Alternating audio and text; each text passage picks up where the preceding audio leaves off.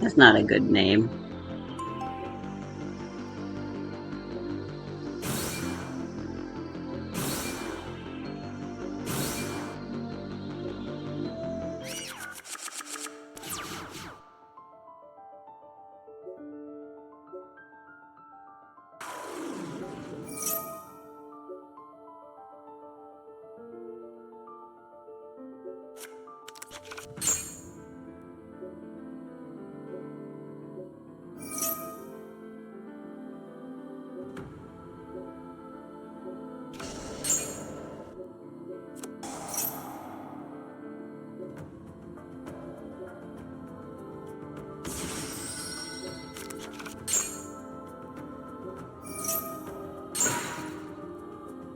Bell.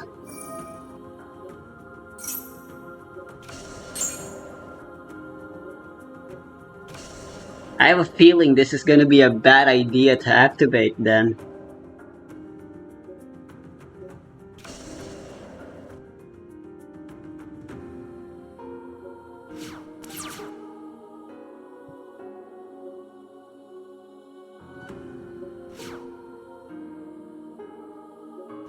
Also, I can't.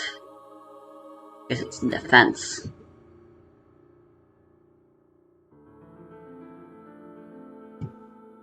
Bell should cost some points, so there's no need to worry about any OP spell cards or extra deck bullshit, I think. Other than the ones they already typically play.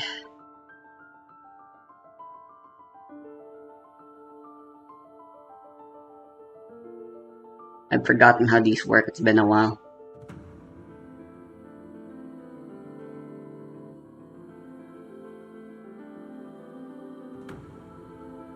Maybe I just try to pop it now. Good chance they... Yeah, whatever, I'll do it.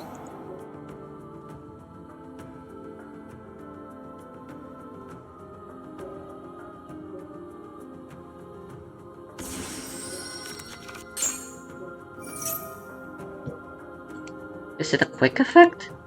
The tribute? No, it's only for the other thing.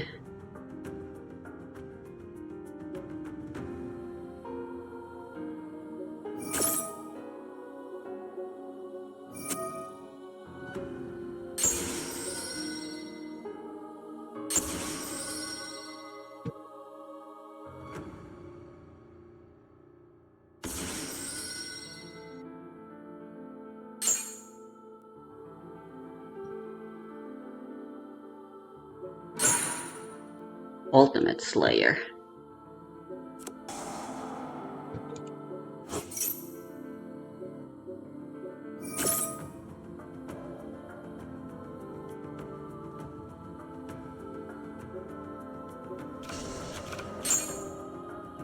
Yep, there's the Bell.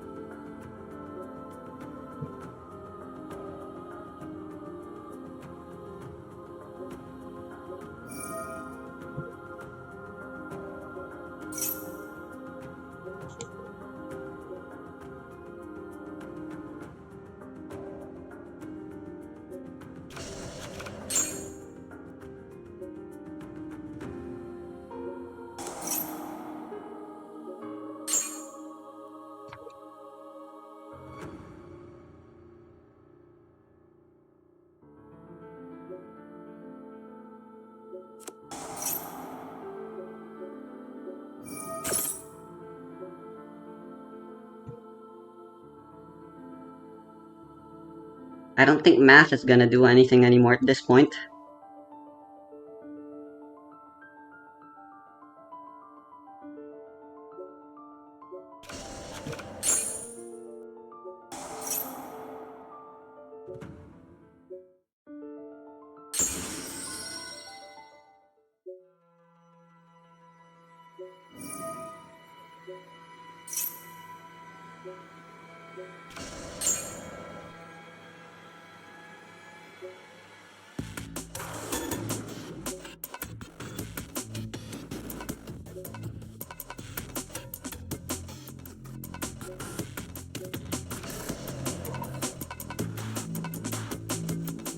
Right, I can't attack it, right?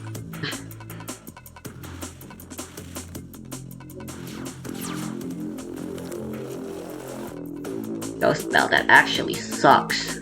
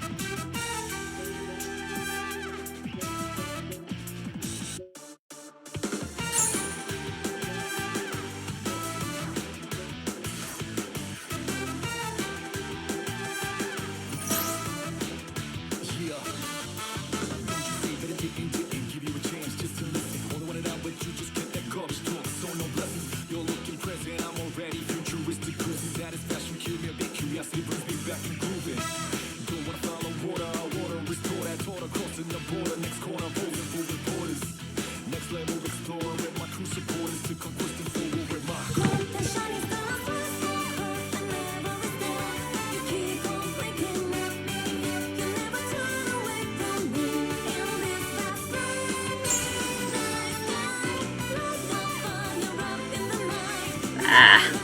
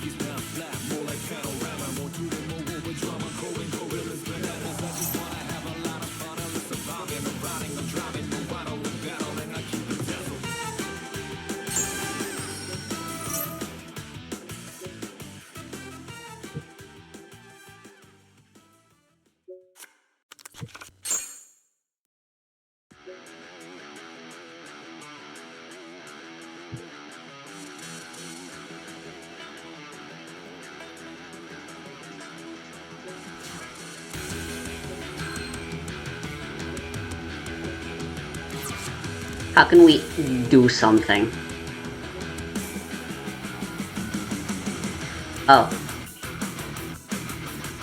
I know.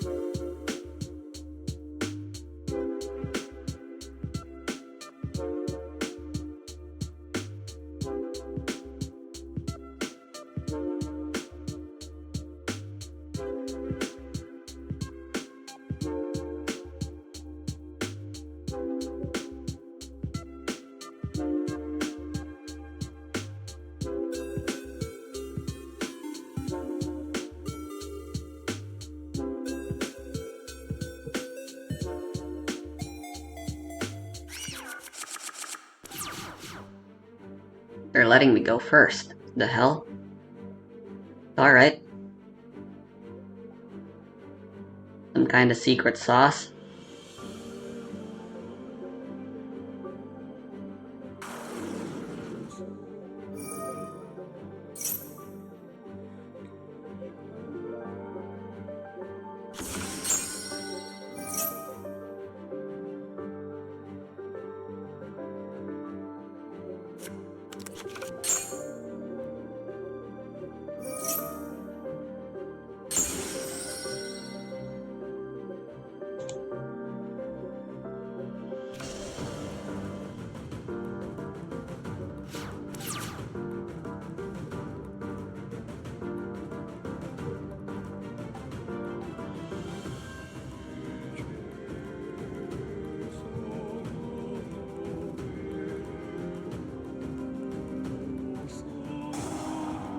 Yep, that is very good secret sauce.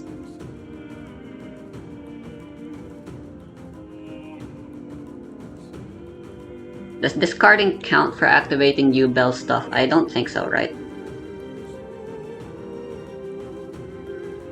And are they able to play the stupid-ass generically summonable yyyy thing here? Yep. No, that was not who I was expecting.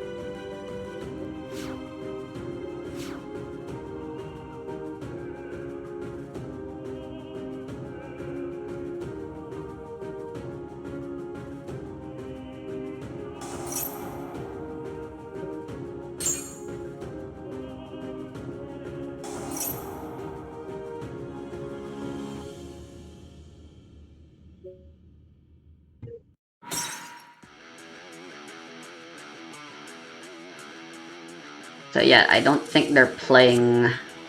What's their name? Spirit of Yubel.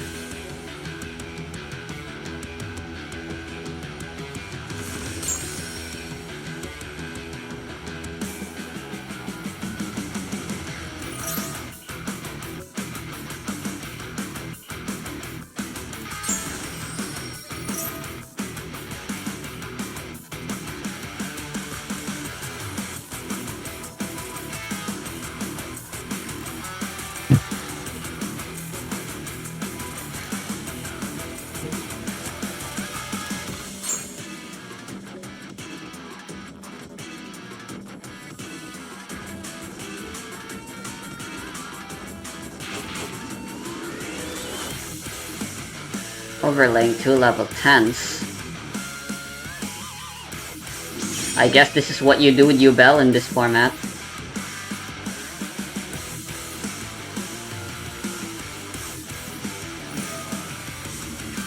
Oh, it's an OTK.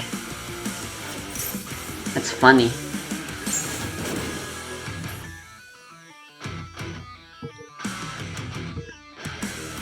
Yubel gives big dick energy.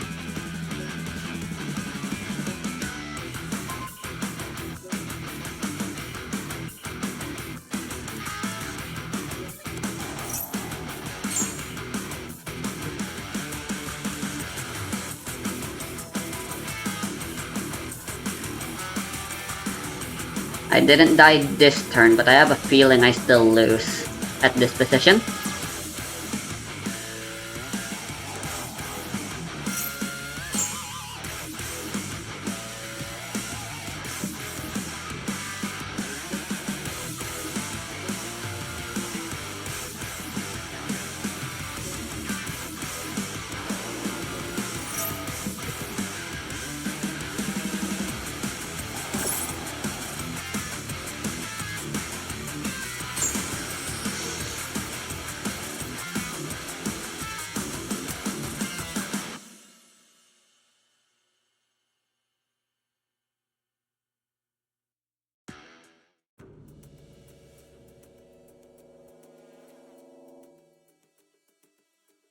What am I getting off of Trap Trick that's gonna be worthwhile in this position? Don't know, but I feel like that's our better choice at the moment.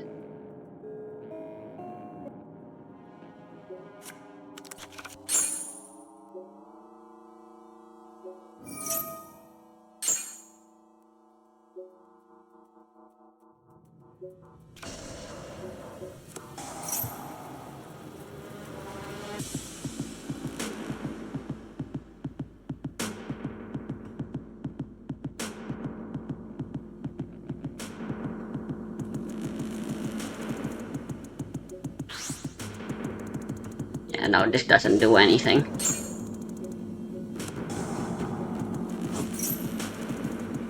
A lava golem, wow!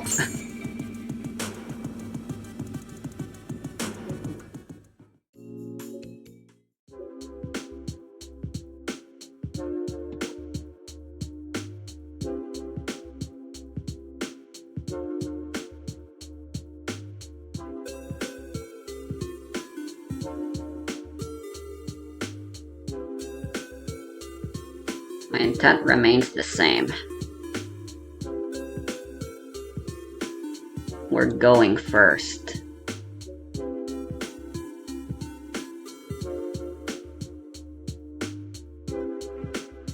I just gotta play going first harder.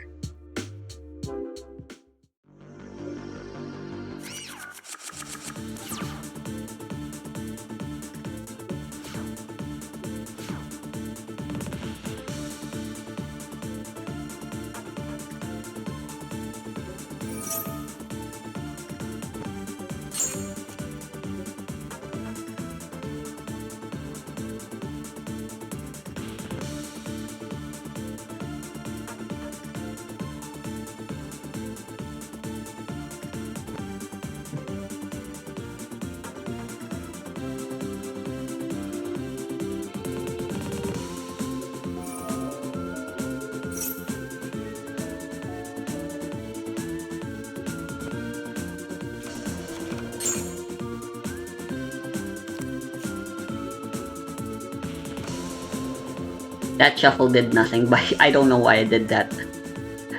Yu-Gi-Oh player got a Yu-Gi-Oh player.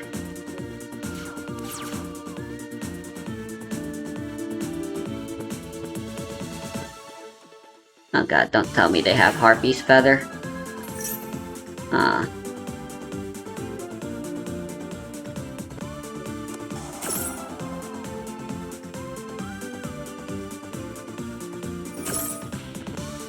No.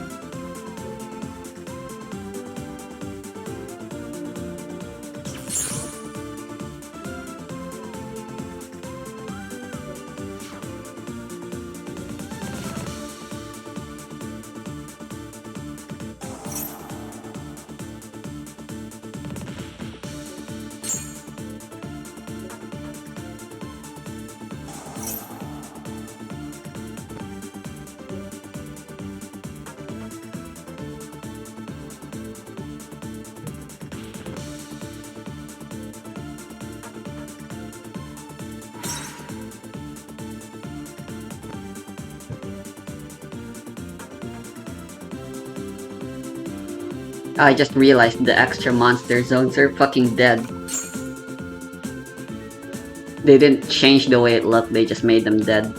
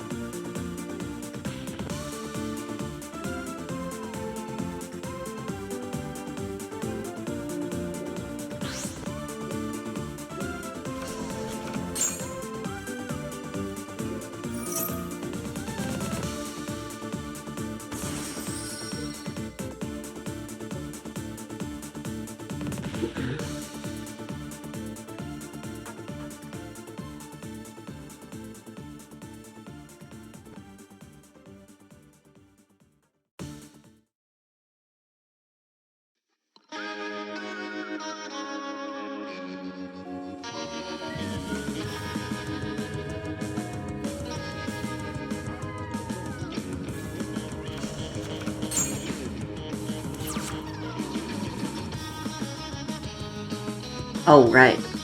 You're a rock.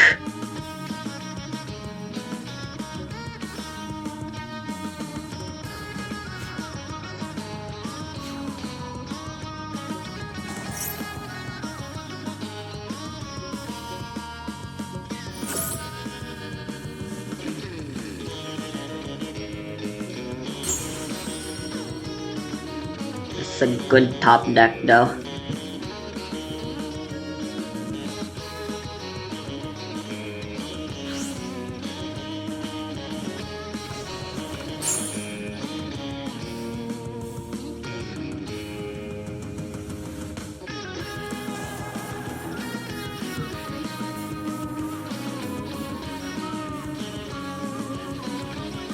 They don't have anything in the hand anymore unless they top deck one.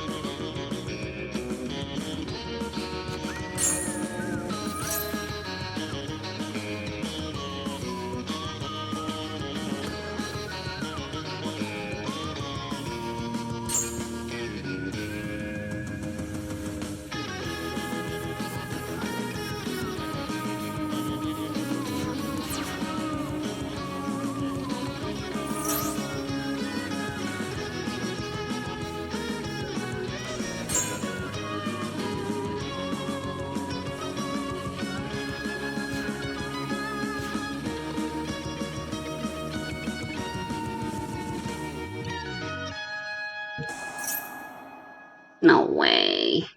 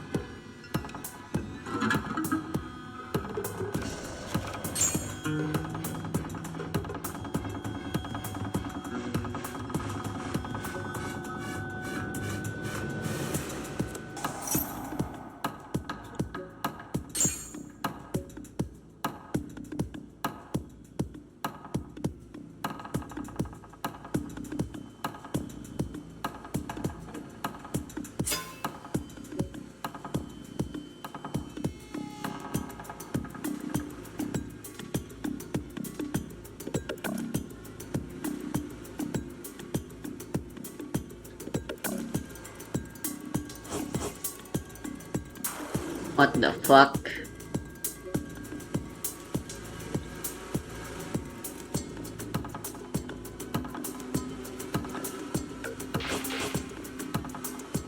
Ah, right. The stupid big bungus.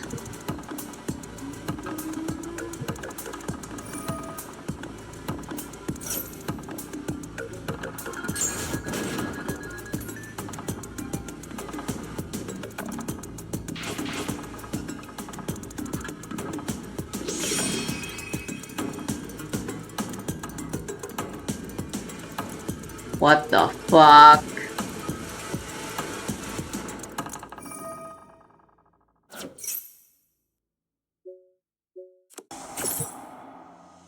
Fuck it.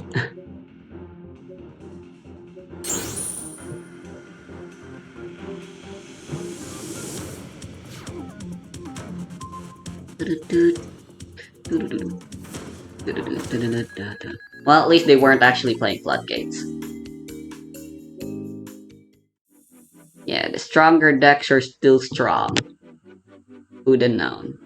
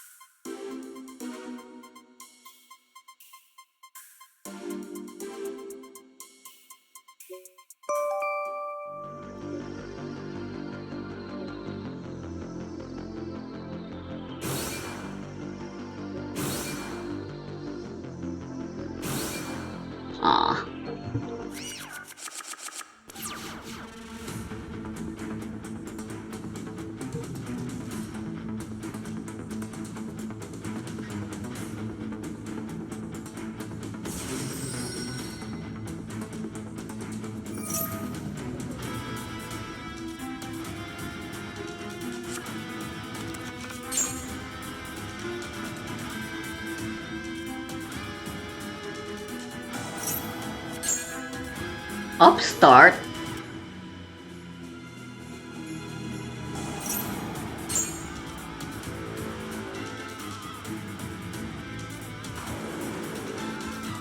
Ogre's really good in lower powered formats like these.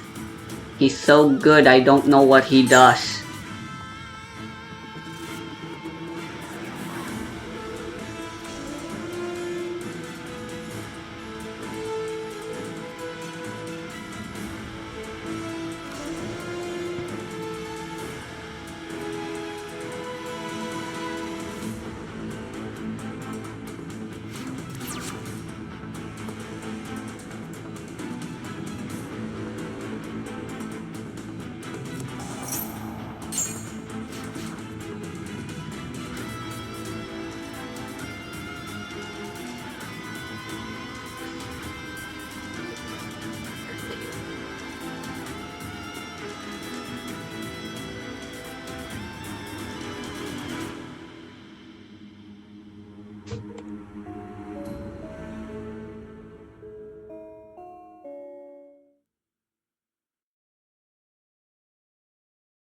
Six plus 6 plus 1 equals 13.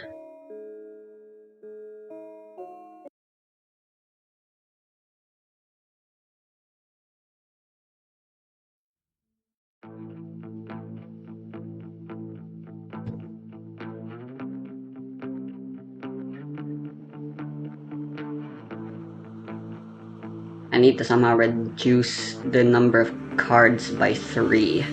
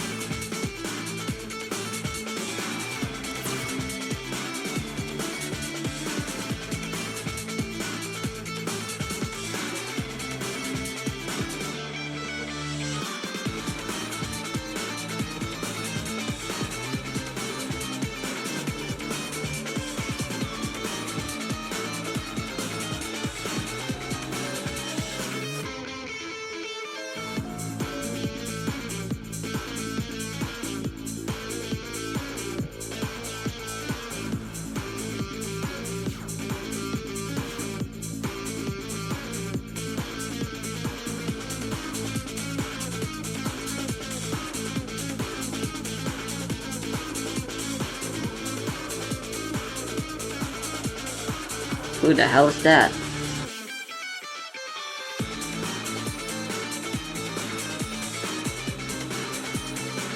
There's no way we can get 14.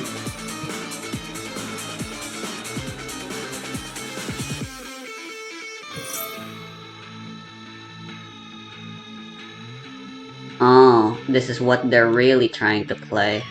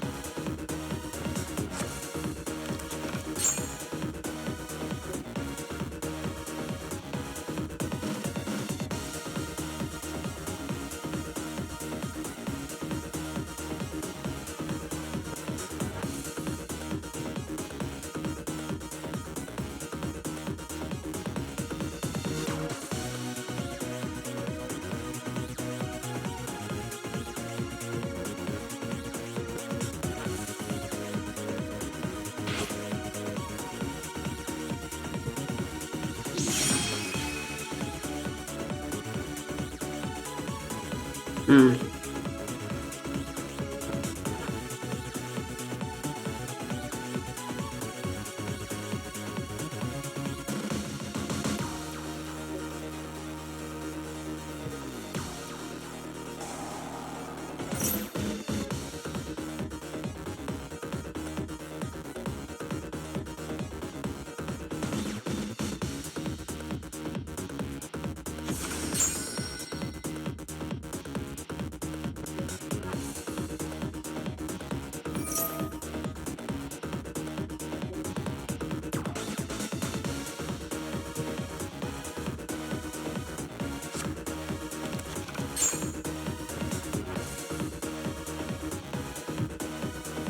guess they can't play more than one Fenrir.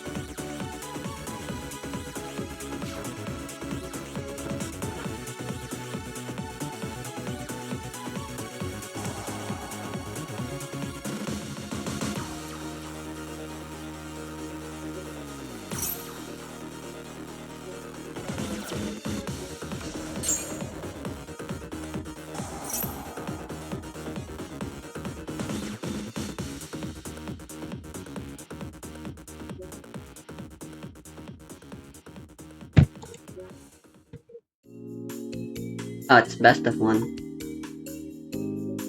Lame. Guess they don't know what to side deck yet.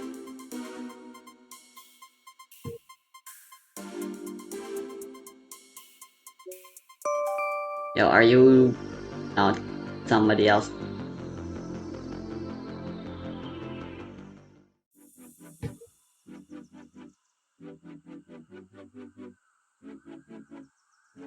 So many people are doing just best of one with Genesis, what the hell? Where's the fun in best of one? I don't like best of one.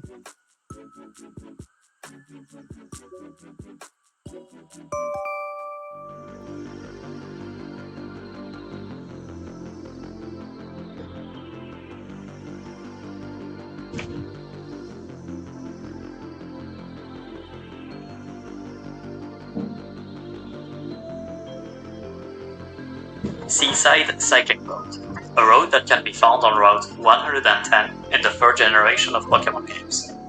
It's this light blue structure we can see going across the route. This is also where you can try out the Cycling Road Challenge, a small mini-game where you have to go through the cycling road as fast as you can and with the least amount of collisions possible. There is, however, a small inconsistency when it comes to the results you get in the challenge. But before we talk about that, let's go over the basics first. When the player arrives in Mauville, they can get a bike from the shop owner Rydell, located northeast of the city. In Gen 3, there are two bikes you can choose from, the Acro Bike and the Mac Bike. The Acro Bike allows the player to perform tricks by doing specific inputs with the D-pad and B button. The Mac Bike, on the other hand, is the more traditional option that is purely geared towards speed, and when I say speed, I mean top speed. That bike can go really fast in comparison to other Pokemon games, making it difficult to use without bonking into something. It's also worth noting that it takes a couple frames for this bike to reach its maximum speed. In this video, we will be focusing on the Mac Bike, and I will explain why in a bit. Upon acquiring their brand new bike, the player can now ride on the cycling road, and defeat some trainers along the way. If the player chose the Mac Bike and entered the cycling road from Mauville's side, the game would initiate the challenge and the bike team song would start playing. After completing the challenge, an NPC will judge the player's performance based on how fast they went and how many collisions they had. It will then be possible to check what personal best the player has by talking to the sign next to the judge. On the other hand, if the player tries to do the challenge with an Acro Bike, the bike team's song will not play and the judge will not say anything after reaching the end. But if you try talking to him, he will explain that using an Acro Bike does not qualify for somebody else is already because fighting. they are easy to turn. Now that we know how to get to the cycling road and how to start the challenge, let's check what the best route is. 9 cards in the extra. What the hell are they playing? It's very simple, so figuring that out is not too complicated. It all comes down to how many steps you take in total during the challenge. You can turn anywhere here, for instance, and the outcome would be the same. Ultimately, it takes 128 steps to beat the challenge. Or, if you do it like tool-assisted speedrunner Crush did here, then it's 130 steps. Reload is a quick play? Because of how the Mac Bike accelerates faster by going forward instead of turning. The total amount of frames spent in the challenge is exactly the same for both of them. At the start of the video, however, I talked about an inconsistency with the times you get at the end of the challenge. When searching for information about this, The popular belief seems to be that 9:15 is the fastest time possible, but you will often find confused people who are unable to get this exact time despite doing the challenge. Are they trying to play Exodia? Some people even claim to have achieved faster times than 9:15. In this video, my goal will be to shed some light on this mystery. First, we will look at how the challenge works internally. Upon turning the game on, it will start incrementing a value in memory on every frame. Then, when entering the cycling mode, on the last frame the route 110 sign is shown on screen. The game will copy the value of that frame counter somewhere else in memory to indicate on which frame the challenge started, as well as switch a flag dedicated to the challenge from 0 to 1. During the challenge, if the player ever bumps into something, the game will also keep track of that. Yeah, they're toggled to all. At the end, on the frame just before the judge starts, Rescue Ace the Impulse! game would calculate the Oh, final no. time to display. They're playing a It will good start by deck. subtracting the current value of the frame counter with the one it saved at the start of the challenge. In this case, we get 549. They've got hand traps. It corresponds to the amount of frames it took the player to complete the challenge. With that 549 value, the game will be able to calculate both the seconds and milliseconds parts of the final time. For seconds, the game will divide 549 by 60. And because 549 is stored as an integer, there won't be a decimal point in the result. Then, it will simply add a dot. As for milliseconds, the game will do a modulo 60 operation on 549. A modulo operation is like a division, but the result will instead be the rest of the division. It then multiplies that by 100, and finally divided it by 60. Thanks to these operations, I created a table to see which times are achievable. As you can see, 9:15 falls exactly here. Anything lower than that is therefore impossible to get. Which means these times you're seeing on screen right now, sorry to say, but it never happened. So now we know a little bit more about the mechanics and possible That's times. 4 cards I've seen, and I have no idea what they're playing. Lower than 9:15. I will get to that now. When analyzing a run frame by frame with tools made for tool-assisted speedrunners, such as Task Studio, I noticed that runs getting a 9:16 had a frame of lag, represented here in red, while 9:15s had none. Lag frames are a normal thing, and usually happen during loading screens. However, they can also happen outside loading screens. If you remember the table I showed earlier, being a single frame slower than 9:15 will get you a 9:16, which corresponds to the single lag frame phenomenon we just observed. And that means people getting a 9:18 were getting 2 lag frames. To help me better visualize when they happen in the future, I added a small lag frame counter here at the top. So now the new question is, why do lag frames sometimes happen and sometimes not? To figure that out, I made a Lua script that would do the challenge a bunch of times for me. I've fought Virtual World. It would have an incrementing I've fought the AI Virtual World in YG Omega, but that's my only experience with I it. figured having more data like this would hopefully point me in the right direction. Thanks to all the data I got, it was pretty clear to me that the lag was happening after a set amount of steps. Inside the game's code, there is this function which groups all events related to taking steps in the game. For instance, if your Pokemon is poisoned, this function will take care of making your Pokemon take damage every 4 steps. Fun fact, by the way, did you know that if your Pokemon is poisoned, it will not take any damage inside the secret base? Personally, I had no idea, but I just love these obscure mechanics, man. Okay, back to the step counter events. From here, I disabled each event one by one to see if lag frames were still happening during the challenge or not.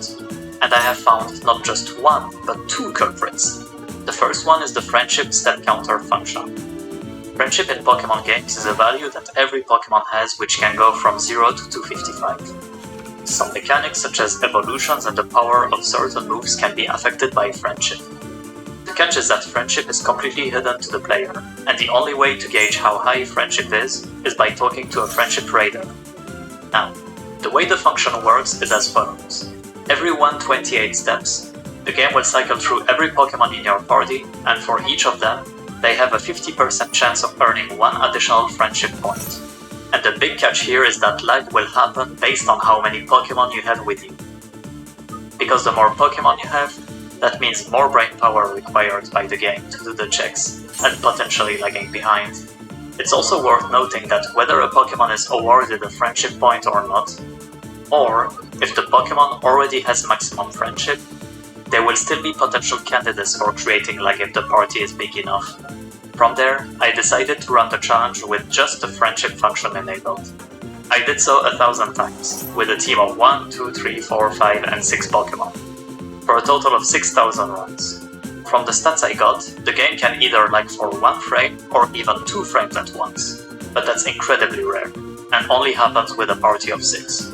For the record, you will see the columns labeled Bot and Pokénav in these tables. That's because during the challenge, there is this NPC who sometimes gets in the way, as well as Pokénav calls that can sometimes happen. To add insult to injury, if you remember at the start of the video, I mentioned that you had to take at least 128 steps to beat the challenge optimally.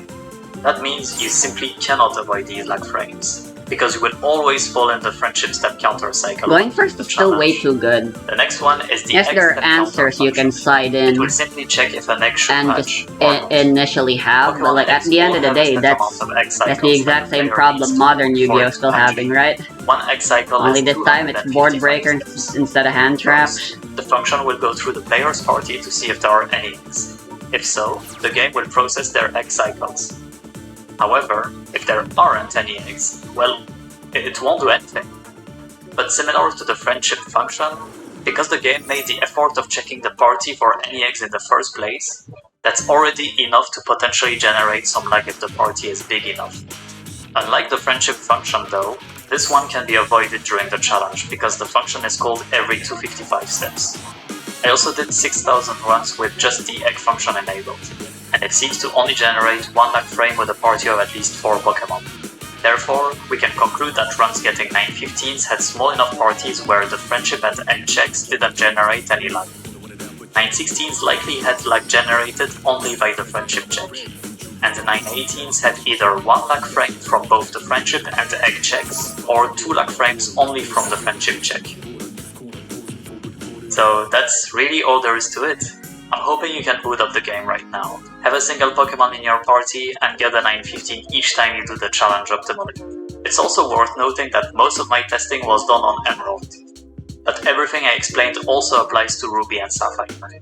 Now if you paid attention earlier, I said that the friendship function can very rarely generate 2 lag frames at once. If we also add the egg function's lag frame on top of it, this would give us a 3 lag frame, which is insanely rare. In my opinion, getting such a run sounds a lot cooler than just getting a 915.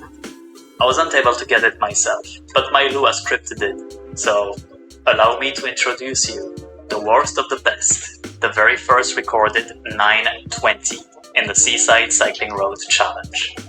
Thanks for watching.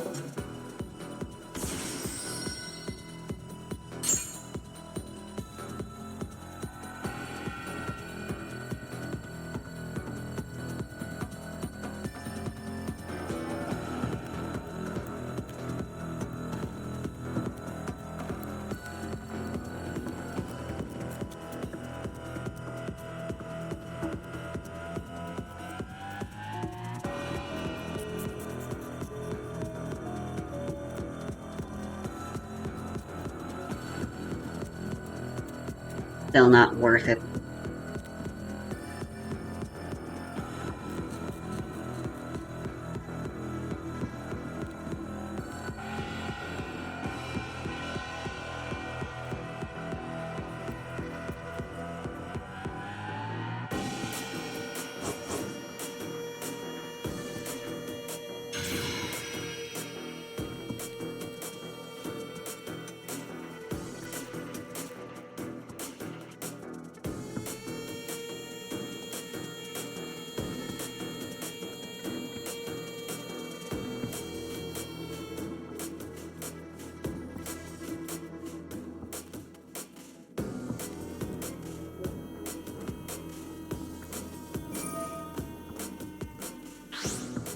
Are they trying to go for a VFD or something?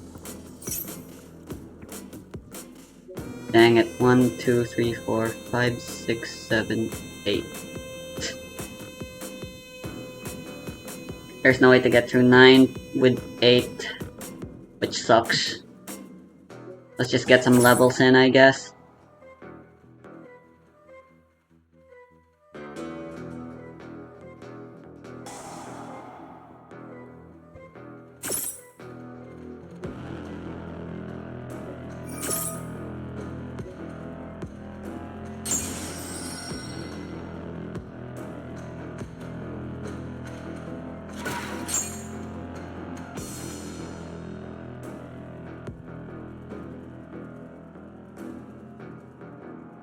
Yeah, no, the math says this is impossible.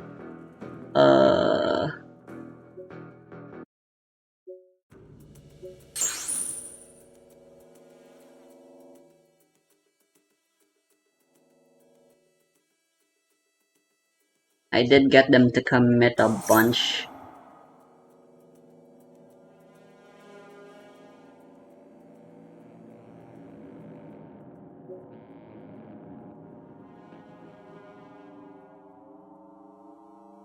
I don't know. Doesn't feel like it was impactful enough.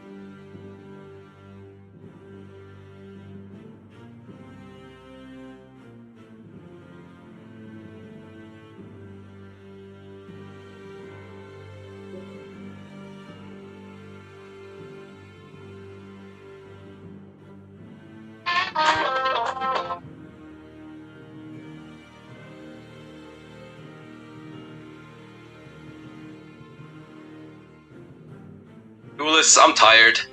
I hate that I have to make this video right now, but I need to vent. And I'm not tired because I've been streaming for 20 hours this weekend, watching watch partying YCS Anaheim with you guys together. When it went until like 4 Shouldn't you a.m. be in the targeting morning for me both days. Lovely? I'm tired of non-games in Yu-Gi-Oh! And I want to talk about that. And the reason why I want to talk about that right now is because I felt like YCS I Anaheim guess they can pop was it. Alright. one of the worst viewing experiences I've had in a long time when it comes to a Yu-Gi-Oh! Event, maybe ever. And I'm not talking production quality, because that was pretty good, but I'm talking the actual gameplay, and I wanna discuss that. I need to vent a little bit about the TCG. Of course, I've recently voiced some concerns with Yu-Gi-Oh! Master Duel and why I'm taking a break from that at the moment. And I was pretty hyped to get into more TCG content and play more TCG myself. But I'm not gonna pretend like the TCG is some magical wonderland without any problems or any issues. So I'm here today to talk about that. And maybe that's also why I was very disappointed, especially this weekend, from YCS Anaheim, because I was looking forward to the TCG so much, because it was going to be my escape from Master Duel, and because I was actually a big fan of this format going into it. You know, like the pure Draco Tail, pure Yami, pure Mitsurugi three-way format, like, was actually looking pretty nice for me, and I had a great time at YCS Lille last week. But it feels like I was watching an entirely different format at YCS Anaheim, because all those quote-unquote bare decks, it felt like they didn't exist, or even worse, they existed, but they got completely clapped up by broken floodgates and broken combo decks, and it's a problem, and I want to talk about a little bit why I think that is. So we're going to start, chronologically, we're going to start in the finals, because that is the match that has the most eyes on it in a tournament, and we're going to get into some other examples too. But for YCS Anaheim, let me set the stage for you here, okay? YCS Anaheim Finals is between Kamal Crooks and Cameron Neal, two of the most accomplished Yu-Gi-Oh! Players of all time, who are both capable of playing some of the best Yu-Gi-Oh! you will probably ever witness.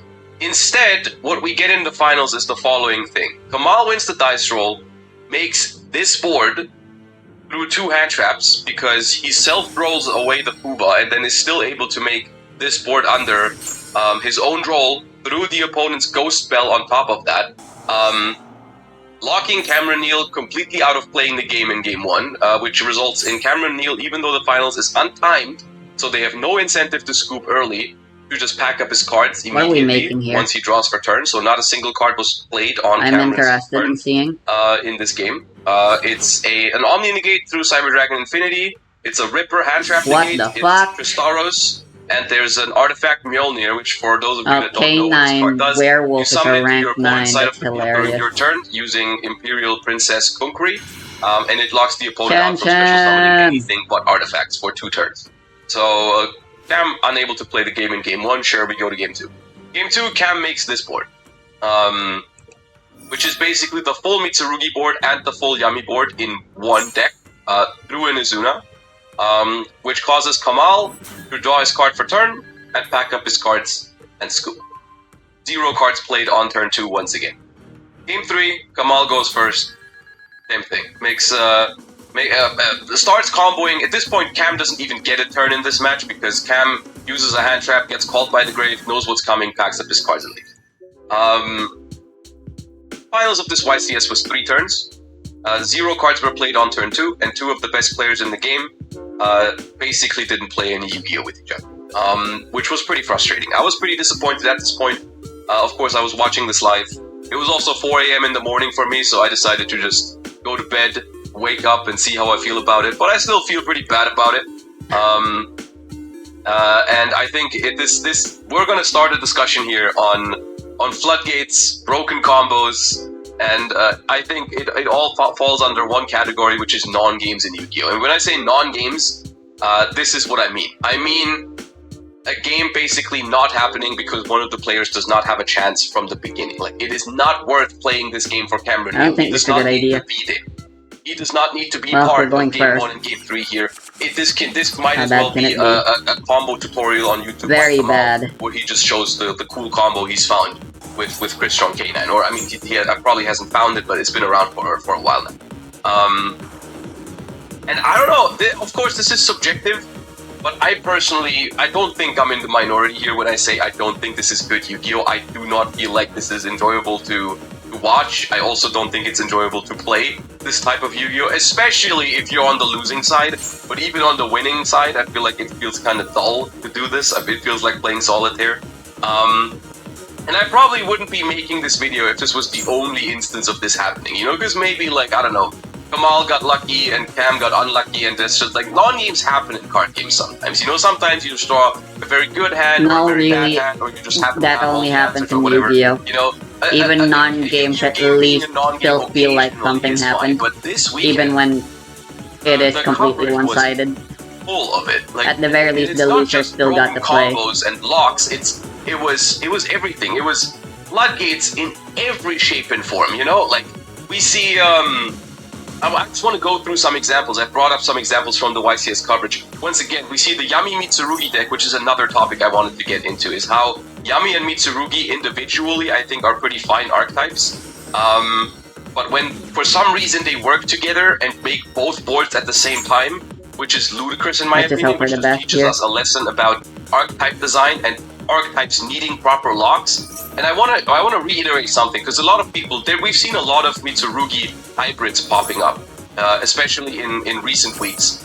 And I want to say that I think both things can be true. On the one hand, these inventions, these deck lists, like the Triff list that he won the YCS with, or the Jeff Jones list that he played at this YCS, where he combined K9 with Mitsurugi because he found a bridge, how K9 Noroi can be a starter for Mitsurugi, and basically you do the full K9 combo including Ripper, and then you get the Mitsurugi combo on top of that. These innovations, these deck building, this is crazy impressive. These are impressive creations. The Triff deck is also very impressive. Finding those synergies between the Nouvelle cards and the Mitsurugi cards and the Yami cards is nice. That is wow, cool. They actually don't have anything? That is an interesting part of Yu-Gi-Oh! Deck building for sure. But the gameplay it provides is not interesting, because you make these boards and you won the game, congratulations. And, that small world was the only thing they had good. Match, that is ridiculous. This is the board that Mitsurugi made. going first. We activate Dimensional Fissure, we search Fossil Dyna Pachycephalo with Gallant Granite, we normal summon it, and we have an Omni Negate trap for the Lightning Storm. Probably Math Lab isn't the best way to play. It's been a problem for a long time, and I'm honestly getting frustrated with the like, what's it called? Yeah, 5 through 5 to do anything about this, because feels I'm gonna be pretty honest bad with you, coverage-wise. I've been pretty vocal about my my dislike of some recent archetype designs, especially in 2024. But a badly designed archetype does not typically discourage me. I think I can take away that one. Because archetypes come and go. You know, like, sure, they made Snake Eyes. I didn't like the format. But Snake Eyes is gone now. And that's always what happens, of course, because new archetypes get printed, they want us to play the new archetypes, so eventually the old archetypes get hit. That is natural in Yu-Gi-Oh! No, So I can't. a couple bad archetypes don't get me personally discouraged, because I know, or at least I usually believe in the fact that, you know, better times will come. You know, you don't like this certain archetype right now, there's going to be better archetypes in the future, which is true at the moment. I think 2025 archetype design, for the most part, is pretty nice. You know, I like the Justice Hunter archetypes, except for the fact that Ripper is just promoting hand trap negates in combos. But, like, you know, I'm a fan of Pure Mitsurugi, I like Pure Yami, I love Draco Tail. Like, the archetypes in 2025 are cool. But what's the point of having fair archetypes when the decks that are winning are the decks that are doing this? And even the fair archetypes, quote unquote, are not designed carefully enough, so they have synergies with, like, you know, searchable Fossil Dyna, and they can slap Dimensional Fissure and everything because that card is legal. And I don't know, man. And it's not even just the top meta decks, and it's not just a few examples. I have a couple prepared. You strap in. Top 8 of this YCS. Alex Bergeron against Steven Trifonowski. Once again, two players probably capable of producing some very, very high quality Yu-Gi-Oh! What happens? Alex wins the dice roll, goes first with Onomat Ryzeal, a rogue deck, mind you, pretty much, tier 2, basically. Goes first, uninterrupted, 4 material detonator, Eclipse Twins attach. Honestly, I do just want to go back to playing standard advanced. It's already a respectable pure Ryzeal board, you might think, that's really strong. But that's not it. We've also hand-looped 2 cards with Evil Swarm Ouroboros, that's why 2 cards are in Triff's graveyard here. And we've also searched Arch Nemesis Protoss. Yeah, we can play the Super Robo Lady. Your opponent is unable to use that attribute. So we on top of that also have a hand trip for 2 and a full Ryzeal. Trickstar, baby. Game 2, Triff goes first and wins the game off of the back of 2 dimensional barriers over the course of multiple turns. It's hard to convey this in one. Oh yeah, the new Amazonas support. But double dimensional barrier essentially lets Triff beat cards like Troll and Lockbird in this game too. But we saw very little actual gameplay from this. We saw a Yami combo on turn 1 under Troll that got met with an evenly matched, and what could have been an interesting game maybe after was met with double D barrier into top deck Habakiri, and then the Mitsurugi combo finished the game. And then game 3, same story. Goes first, double hand rip with Ouroboros. Puts up Protoss, puts up Cross. Trickstars aren't playable, right? Melodious rather, because fucking pendulums and Triff tries to play into it are not because there's allowed. no timer, and it might as well try because it's the last match of the last game of your tournament if you lose. But there was no real Yu-Gi-Oh! Being played. He just activated a couple of cards, got them all negated, or they didn't matter because he was under Protoss and then lost. Yo, it's Air Neos is in YG Omega. And we also saw, for example, reigning world champion Julian Kejon, round 3 feature match, plays against why not? Mitsurugi. That one's funny. So I'm like, okay, Mitsurugi against Draco Tail, that's a pretty hype matchup. We got a pretty good game 1 here, admittedly, and that's another topic because most of these things, not all of them, but a lot of these things are happening post-side, which is why I feel like the side deck as a concept should probably be reevaluated as well, because let's be real here, the side deck is a cool concept, but people are just using it to side deck the most crazy. Oh, I could play Joanne. Because why wouldn't they? Let's be real. Let's not hate the players for playing these cards. I fucking love this card. If I activate Dimensional Barrier to just completely win a game, why wouldn't I? So we see Julian going first. I had it in one of the video games and I summoned it all at one time, and it was instant love. It was love at first sight apparently. And make it so that your opponent can't play the game. And then win the turn. I had Forgiving Maiden in hand as well as a Maiden with the third eye or something. summon it. Here on Mitsurugi activates Dimensional Fissure. Doesn't have a play next to it even, but the Dimensional Fissure eventually is enough to win him the game. And Julian doesn't matter. Like the reigning champion, you lose to Dimensional Fissure Pass because it doesn't matter who you are and how good you are. When your deck loses to Dimensional Fissure, you are not able to play the game. You can't show us how good you are at playing the game because you are not allowed to play the game. And the funniest in quotation Is there marks, going to is be what any happened right after benefit? this What feature match. I'm gonna show you what levels happens. So do I they go get back to the access to? casters after the winners interview, and then this happens. There's a backup. Honestly, feature, by the way. I am thinking of just cutting bonus feature match Lady. going on right now, so we're gonna jump into some more Yu-Gi-Oh action. So let's just jump right into it. It looks like we Interesting are in board state. game number 3. We have Tamir taking on Jesse, and Tamir's playing a deck that you're a pretty big fan of. Spoilers. Tamir won this game. I don't think Dimension this rounds, girl, another that entry into girl in the Dimension, pink silhouette family, shows up here you know, in this art. Within the span of 10-15 minutes, we saw multiple games decided, multiple turns being skipped by the entire array of Dimension cards. You know, Dimension Shifter was used to skip Julian's first turn, skipped the turn right back with Dimensional Barrier, won game 3 off of the back of Dimensional Fissure, backup feature match, looks like an interesting board state. Immediately, 2 seconds into the match, a different Dimension Ground is flipped, the game ends. And this was really, for me, overshadowing all of the good Yu-Gi-Oh! That can be played in this current format. And was played at this YCS. There probably was a lot of good Yu-Gi-Oh! Being played at the YCS, but the majority of the things that we saw were this. And I was very disappointed because I had high hopes in this format.